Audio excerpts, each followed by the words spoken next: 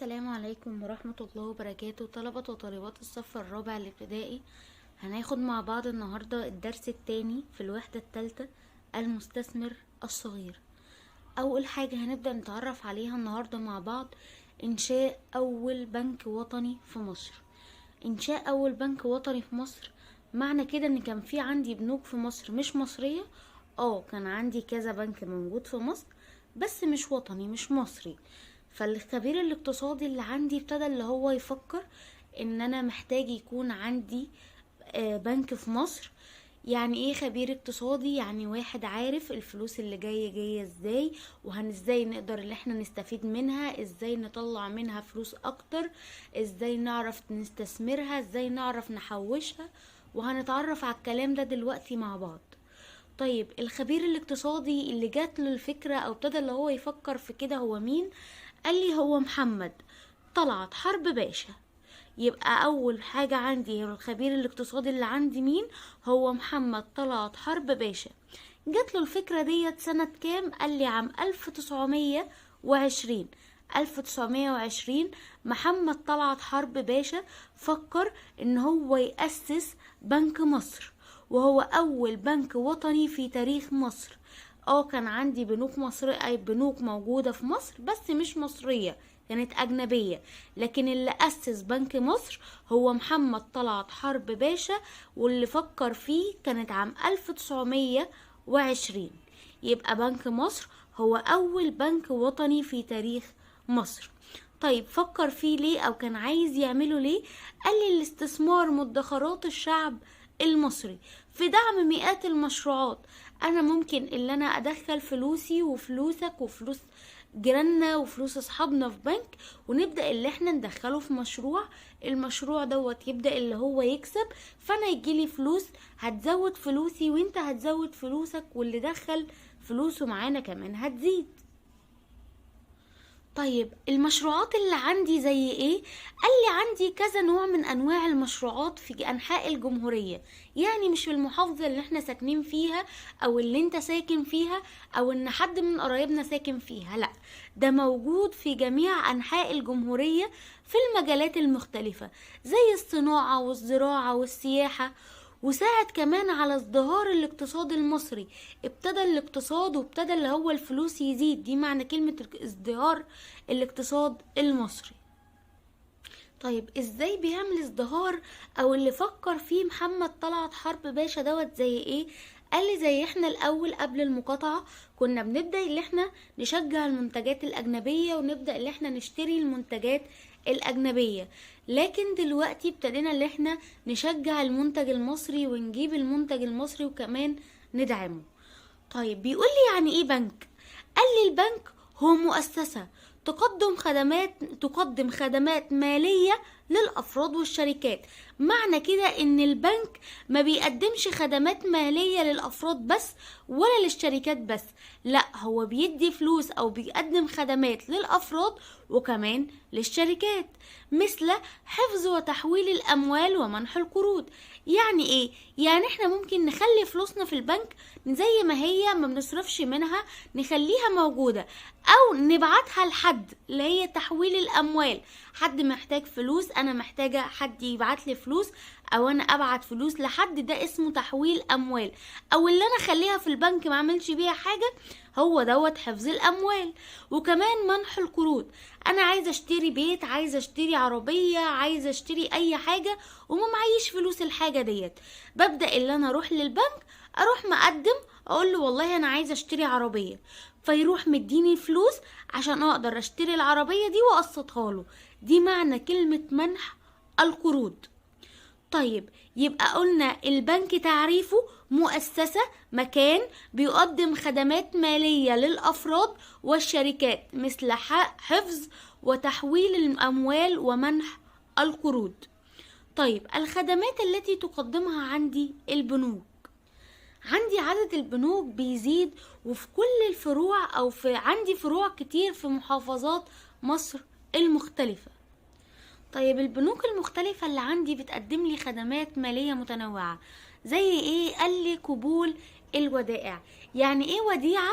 يعني انا دلوقتي معايا مبلغ معين مش محتاجاه الفترة دي، هبدأ اللي انا اعمل بيه ايه؟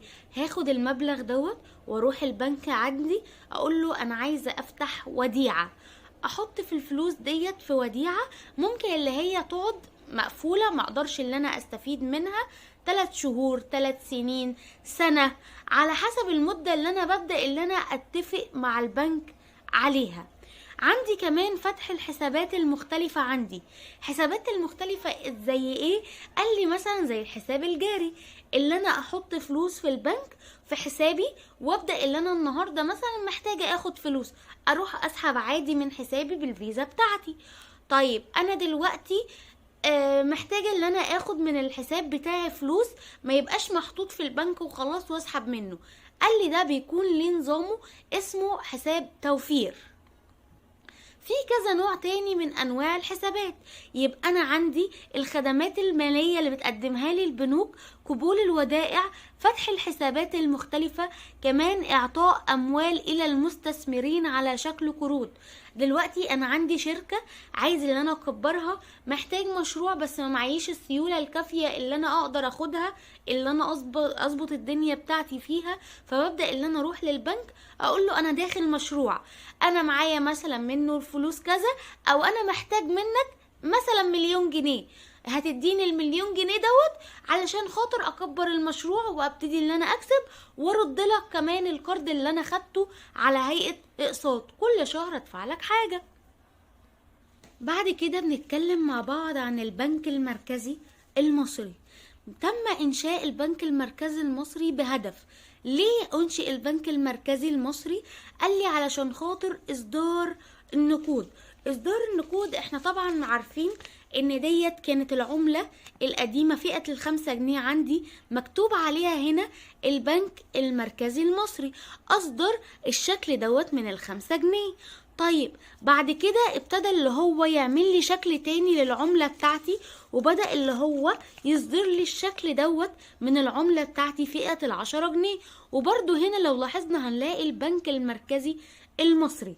يبقى البنك المركزي المصري عندي تم إنشاؤه بهدف إصدار النقود والإشراف على جميع البنوك.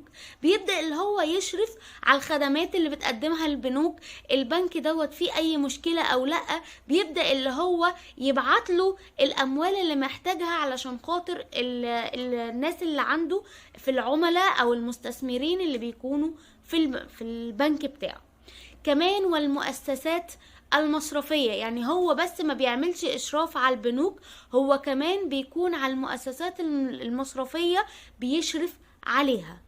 هو مش بيشرف كمان على البنوك والمؤسسات المصرفية بس، لا هو كمان بيشرف على البريد المصري.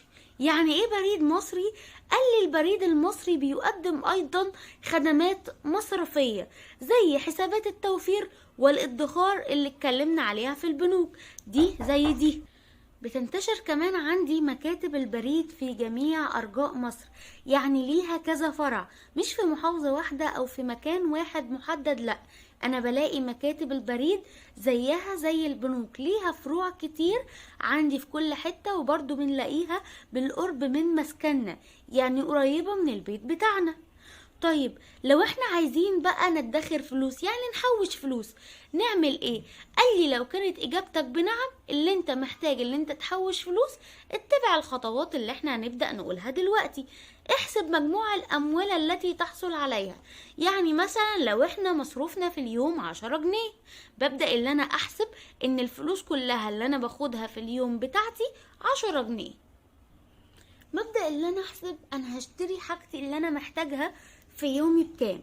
يعني لو انا رايح المدرسة هعرف لو انا مثلا باخد مواصلات، انا النهاردة هيبقى عندي مواصلاتي هتتكلف كام. طيب انا دلوقتي عايز اشتري حاجة حلوة، يبقى دوت اللي بتستهلكه لاشباع رغباتك. انا عايزة اروح المدرسة معايا كيكة معايا عصير، دي الرغبة بتاعتي. لكن اللي انا اركب مواصلات دي احتياج، دي حاجة لازم تحصل عشان اوصل المدرسة بتاعتي. ان انا محتاج اكل، الاكل ديت احتياج مش رغبة. يعني ايه الفرق ما بين الاحتياج والرغبة او الحاجة والرغبة؟ الحاجة هي حاجة انا لازم اعملها عشان اعيش، اكل، اشرب، اركب عشان نروح مكان. طب الرغبة، انا دلوقتي انا نفسي في كوباية قهوة، عايز اشرب نسكافيه. انا مجرد ما بشربها الرغبة بتاعتي ابتدت اللي هي شبعت، خلاص انا دلوقتي شربت النسكافيه او شربت العصير، خدت الكيكة اللي انا عايزها، خلاص انا الرغبة بتاعتي خلصت. كمان شوية هبقى عايز منها تاني، بس لازم اللي احنا ناخدها؟ لا. لكن الحاجة، انا لو ماكلتش هموت، لو ما شربتش هموت، لو ما ركبتش رجلي هتوجعني وهتعب. يبقى الحاجة او الحاجات حاجة انا لازم اعملها، حاجة لازم تفيدني، حاجة لو ما عملتهاش انا ممكن يحصل معايا حاجة. لكن الرغبة ممكن اللي انا اخدها وممكن ان انا ما اخدهاش. طب ما تيجوا نتعرف على الحاجات. قال لي الحاجات هي الأشياء التي يجب أن تحصل عليها لتعيش، حاجة لازم أخدها علشان أعيش. طب والرغبات؟ قال لي الرغبات هي الأشياء التي سيكون من الجيد الحصول عليها، حاجة لو خدتها هكون مبسوط، ولكنك تستطيع العيش بدونها، يعني أنا ممكن أعيش من غير ما أخدها. يبقى تاني، الحاجات هي الأشياء التي يجب أن تحصل عليها لتعيش، لكن الرغبات هي الأشياء التي سيكون من الجيد الحصول عليها ولكنك تستطيع العيش بدونها. طبعا الاستهلاك هو أنه الحاجة رغب الاستهلاك للحاجات بعض، ده الفلوس.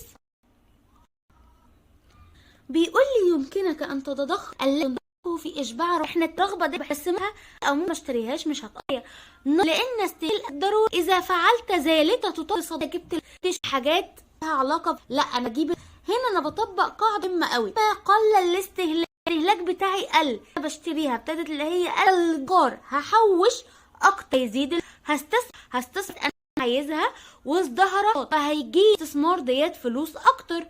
الاموال التي تسارات يعني انت حوشتها بتسميها مدخرات. كده لا متعودين عليها دول في الملزمه بتاعتنا. اول حاجه بنبتدي بيها الاول اكل العبارات التاليه، وبنبدا اللي احنا على الدرس اللي معانا النهارده. بعد كده بننتقل لسؤال اكتب المفهوم، وبعد كده السؤال بتاعنا، وطبعا مش سؤال كويس في غالبا كده زودنا حاجه جديده بتاعتنا، هو سؤال بين الحاجات الرغبات، ونحطها في جدول بيكون شكلها افضل انا اكتبها. وبرده النهارده ضفنا عندنا كمان في الملزمه السؤال الاخير اللي بننهي بيه الملزمه بتاعتنا النهارده، السؤال السادس، ما النتائج درس خير. فالنهارده لسين وجيم عندنا 20 سؤال. عندنا الدرس ده درس تاني ممكن اللي انتوا تكتبوه في الكومنتات. الملزمه زي ما بنقول كل مره هنلاقيها فين؟ لو احنا على اليوتيوب اول كومنت مثبت تحت الفيديو، على صفحه الفيسبوك فيها فوق الفيديو على طول في اللينك بتاعها.